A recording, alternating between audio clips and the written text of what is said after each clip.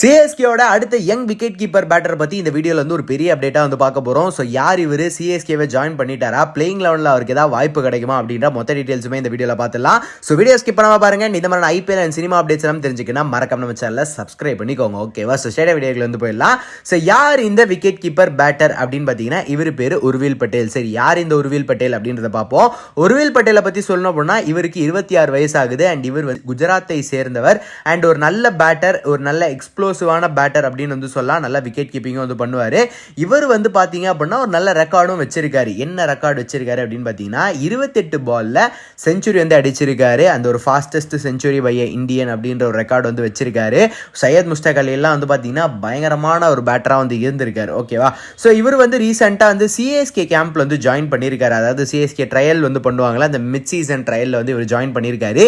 இவர் வந்து பார்த்தீங்க அப்படின்னா இந்த ஏப்ரல் 27-28 பக்கம் வந்து ஒரு சின்ன ஒரு இன்னிங்ஸ் மாதிரி ஆடும்போது 20 பால்ல 41 ரன்ஸ் வந்து அடிச்சிருக்காரு. அண்ட் திருப்பி இன்னொரு மேட்ச் ஆடும்போது அங்க 20 பால்ல 50 ரன் வந்து அடிச்சிருக்காரு. ஸோ அந்த ஒரு எக்ஸ்ப்ளோசிவ் பேட்டிங் வந்து பயங்கரமா வந்து சிஎஸ்கேக்கு பிடிச்சி சிஎஸ்கேவோட அந்த செலெக்ஷன் டீமே வந்து பார்த்தீங்கன்னா கொஞ்சம் நல்லா இம்ப்ரெஸ் ஆயிருக்காங்க. ஸோ ஆனாலும் வந்து பார்த்தீங்கன்னா இவரை பற்றி இன்னொரு ஒரு பெரிய விஷயம் வந்து சொல்லி ஆகணும். அவர் வந்து இந்த ஐபிஎல் 2025 ஆக்ஷனுக்கு வந்து வந்தார். வரும்போது அன்சோல்டு ஆயிட்டாரு. அண்ட் இப்போ சிஎஸ்கே வந்து பார்த்தீங்கன்னா அவங்களோட அந்த ட்ரையல்ஸுக்கு வந்து கூப்பிட்டு ஒரு நல்ல ஒரு இதுவாக வந்து அவரை பார்த்துக்கிட்டு இருக்காங்க. அண்ட் நமக்கு எல்லாருக்கும் இப்போ இருக்க ஒரு பெரிய ஒரு சந்தேகம் என்ன அப்படின்னு பார்த்தீங்கன்னா எம்எஸ் தோனி வந்து ஆல்ரெடி ஒரு விக்கெட் கீப்பர் பேட்டர் வந்து இருக்காரு. ஸோ அவர் வந்து ரிட்டையர் ஆவாரா என்ன? அண்ட் அது தாண்டி கான்வே இருக்காரு, வன்ஷு பேடி இருக்காரு. ஏன் வன்ஷு பேடியை கூட வந்து ஒரு விக்கெட் கீப்பர் பேட்டராக வந்து வச்சுட்டு திருப்பியும் வந்து எந்த மாதிரியான ஒரு பிளேயர் எடுத்துக்கிட்டு வராங்க அப்படின்ற ஒரு விஷயம் இருக்கு இல்லையா? ஸோ அதை பற்றி வந்து பார்ப்போம். வன்ஷ் பேடியை பற்றி சொல்லணும் அப்படின்னா நம்ம வன்ஷ் பேடிக்கு வந்து இன்னும் ஒரு ஆப்பர்ச்சுனிட்டி சிஎஸ்கே வந்து கொடுக்கல. நம்ம எல்லாருமே என்ன பேசிக்கிட்டு இருக்கோம்னா அந்த விஜய் சங்கர், ராகுல் திரிபாட்டி அண்ட் தீபக் கூடாவோட ஸ்லாட்ல வன்ஷு பேடியை உள்ள கொண்டு வந்தா ஒரு நல்ல ஒரு பிக்கா இருந்திருக்கும். ஸோ அவர் ஃபெயில் ஆனாலுமே ஒரு 2 மேட்சஸ் கொடுக்கலான்னு பேசிக்கிட்டு இருக்கோம் இல்லையா? நம்ம எம்எஸ் தோனி வந்து எப்பேற்பட்ட ஒரு ஆள் அப்படின்னு பார்த்தீங்கன்னா அந்த ஒரு கிரவுண்ட்ல அந்த ஒரு மேட்ச் நடக்கிற ஒரு இடத்துல வந்து பார்த்தீங்க அப்படின்னா அந்த பிராக்டிஸ்லேயே வந்து அந்த ஒரு பிளேயர் கிட்ட ஏதோ ஒரு விஷயம் பார்த்துட்டாரு அப்படின்னா அவருக்கான ஆப்பர்ச்சுனிட்டி வந்து கொடுப்பாரு. ஸ்ட்ரெயிட்டா பிளேயிங் லெவலில் வந்து கொண்டு வந்திருக்காரு. அண்ட் இது வந்து பார்த்தீங்கன்னா அவர் டீம்ல விளையாடின, அவரோட பிளேயிங் லெவலில் விளையாடின நிறைய பிளேயர்ஸ் வந்து சொல்லியிருக்காங்க. ஒரு பத்ரியா இருக்கட்டும், அனிருத்தா ஸ்ரீகாந்தா இருக்கட்டும், இந்த மாதிரி நிறைய பிளேயர்ஸ் இதை பற்றி வந்து வெளியில் வந்து பேசியிருக்காங்க. மேபி ஏதோ ஒரு இம்பாக்டை வந்து வன்ஷு பேடி வந்து இன்னும் சிஎஸ்கேயோட பிராக்டிஸ் செஷனில் கொடுக்கலையோ என்னமோ தெரியல. அவருக்கு இப்போ ஆரியோ ஆப்பர்ச்சுனிட்டி வந்து கொடுக்கல.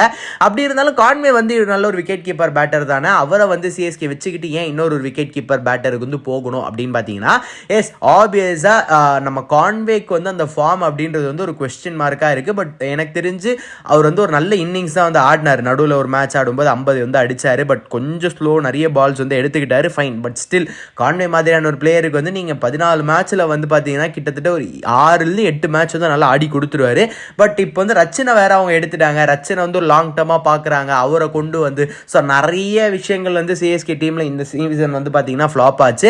அண்ட் கான்வேக்கும் பர்சனல் டியூட்டிஸ் இருந்ததுனால அவர் வந்து போயிட்டாரு. ஸோ இப்போ என்ன விஷயம் அப்படின்னு பார்த்தீங்கன்னா இப்போ கான்வேக்கு வந்து எக்ஸ்பீரியன்ஸ்டு. மேபி அடுத்த சீசன் கான்வேவை ரிலீஸ் பண்ணாலும் பண்ணலாம், வாய்ப்புகள் இருக்குது. ஏன்னா ரச்சின் மாதிரியான ஒரு நல்ல நியூசிலாந்து பிளேயர் ஒரு ஓப்பனராக வச்சுக்கிட்டு கான்வே வந்து பார்த்தீங்க அப்படின்னா அவரும் நல்ல பேட்டர் தான். கான்வே வந்து இன்னும் எக்ஸலண்டான பேட்டர் நான் சொல்லுவேன். ரச்சினை விட நானே கான்வேக்கு தான் சப்போர்ட் பண்ணுவேன். பட் ஸ்டில் சிஎஸ்கே என்ன யோசிப்பாங்க அப்படின்னு பார்த்தீங்கன்னா கண்டிப்பாக அந்த எக்ஸ்பீரியன்ஸ் அப்படின்றது மேட்டர் ஆகும். பட் ஸ்டில் ஒரு ரிலீஸ் பண்ணிட்டா உங்களுக்கு வந்து கையில் வந்து கொஞ்சம் அதிகமான காசு இருக்கும். நீங்கள் அந்த ஆக்ஷன்லேயே அந்த லாஸ்ட் சீசன் வந்து தோத்துருக்கீங்க வேறு. ஸோ அதை தாண்டி இவங்க இந்த சீசன் நல்ல பிக் பண்ணணும் 2026க்கு சொல்கிறேன். ஸோ அப்படி இருக்கும்போது மேபி கான்வே வந்து ரிலீஸ் பண்ணாலும் பண்ணலாம். ஏன்னா அவங்க வந்து ரச்சனை தான் ஒரு லாங் டேர்ம் இன்வெஸ்ட்மெண்ட்டாக பார்க்குறாங்கன்ற மாதிரி தெரியுது.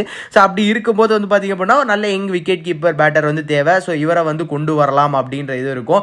இவரும் ஒரு நல்ல ரைட் ஹேண்டட் பேட்டர். அண்ட் இவரை பற்றி உர்வில் பட்டேலை பற்றி இன்னும் சிம்பிளாக சொல்லணும்னா ஒரு அக்ரெசிவான ஒரு பேட்டர், ஹைலி அக்ரெசிவ் அப்படின்ற மாதிரி பலரும் வந்து சொல்லியிருக்காங்க.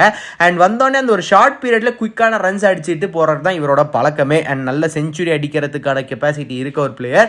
அண்ட் இவர் எந்த பொசிஷனில் வந்து ஆடுவார் அப்படின்னு பார்த்தீங்கன்னா டாப் 4ல் எங்கே வேணாலும் ஆடுவார். நீங்கள் ஓப்பனராக அவர் இறக்கி விட்டா ஓப்பனராக ஆடுவார். 1 டவுனாக ஆடணும்னா 1 டவுனாகவும் ஆடுவார். சரி 1 டவுன் இல்லைப்பா நீ வந்து 4 டவுன் ஆடு அப்படின்னா அங்கே ஆடுவார். அண்ட் இவர் வந்து ஸ்பின்னை நல்லா விளையாடுவாரா, பேச நல்லா விளையாடுவாரான்ற ஒரு கேள்வி இருக்கும். ஏன்னா சிஎஸ்கே அந்த ஸ்பின்னை நல்லா விளையாடுற பிளேயர்ஸாக பார்த்து எடுப்பாங்க. இவர் ஸ்பின்னர்ஸையும் சரி பேசஸையும் சரி ஈக்குவல் அட்டாக் வந்து பண்ணுவார். பவுலர்ஸ் அப்படின்னு வந்தாலே அட்டாக்கிங் மோடில் தான் வந்து போவார்.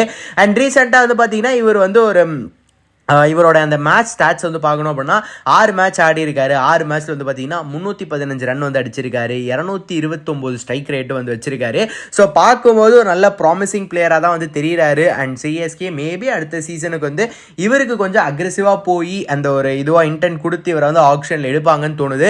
ஏன்னா நீங்கள் வந்து சிஎஸ்கே பொறுத்தவரையும் வந்து அந்த ஒரு எக்ஸ்பீரியன்ஸுக்கு எப்பயுமே வேல்யூ பண்ணியிருக்காங்க. பட் இந்த சீசன் பார்த்தீங்கன்னா ஒரு நூர் அகமதாக இருக்கட்டும், ரச்சின் ரவீந்திரவா இருக்கட்டும், ஏன் அவ்வளோ நம்ம பேசிக்கிட்டு நம்ம வந்து ஒரு ஆயுஷ் மாத்ரே, ஷேக் ரஷித் மாதிரியான யங் பிளேயர்ஸுக்கான வாய்ப்புகள் வந்து கொடுக்கறது வந்து பார்க்குறோம். பத்திரானா இருக்காரு. ஸோ யங் டீம் தான் இந்த சீசன் வந்து இது பண்ணுறாங்க.